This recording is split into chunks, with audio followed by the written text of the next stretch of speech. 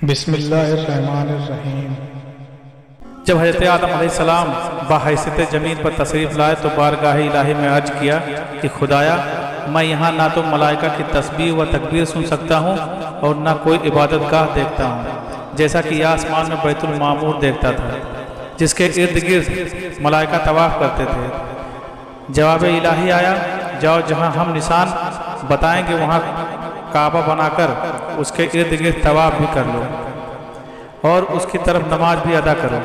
हज़रत जिब्रील अलैहिस्सलाम की रहबरी के लिए आए, इनके साथ चल पड़े और उन्हें वहाँ लाए जहाँ से ज़मीन बनी थी, यानी जिस जगह पर झाग पैदा हुआ था और फिर वही झाग फैलकर पूरी ज़मीन बनी। हज़रत जिब्रील अलैहिस्सलाम ने अपना पर मारकर सातों ज़मीन तक बुनियाद डाल दी, जिसको मलाइका ने 5 पहाड़ों के पत्थरों से भरा। कोहे लेबनान, कोहे तूर, कोहे जूदी और हेरा और तूरे सीना बुनियाद भरकर निशान के लिए चारों तरफ की दीवार उठा दी। इस तरह आदम अलैहिस्सलाम नमाज पढ़ते रहे और इसका तवाफ भी करते रहे। तूफान नूह तक काबा इसी हालत में रहा। उस वक्त इमारत तो आसमान पर उठा ली गई और ये काबा की जगह ऊंचे टीले की तरह रह गई, मगर लोग फिर भी पता के लिए यहाँ थे और फिर जमाने तक काबा इसी हालत में रहा।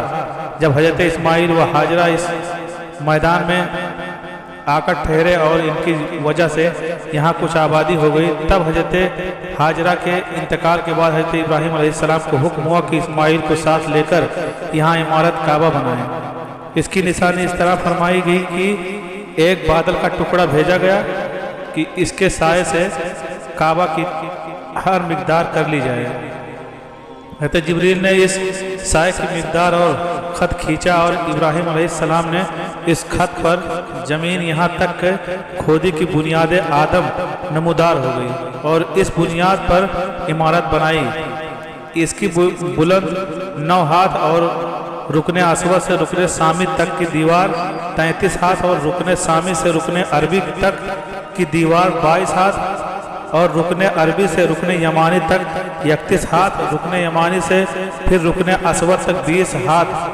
अलहाज इस वक्त ये काबा मुस्तकील की शक्ल था। हज़रत इब्राहीम अलैहिस्सलाम ने खाने काबा के अंदर एक टुकड़ा सा बनाया था जो मिस्ल खजाना के था कि काबा के लिए जो कुछ तोहफे में आए उसमें रखे जाएंगे।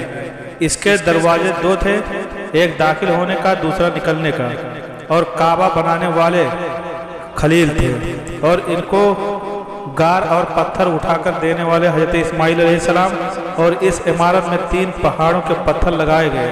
इब्राहीम अलैहिस्सलाम से पहले किसी ने यहाँ इमारत न बनाई थी, मगर आपके बाद कई दफ़ा इसकी तामीर व मरम्मत हुई और इसमें हालात की वजह से कुछ तब्दीलियाँ भी हुई।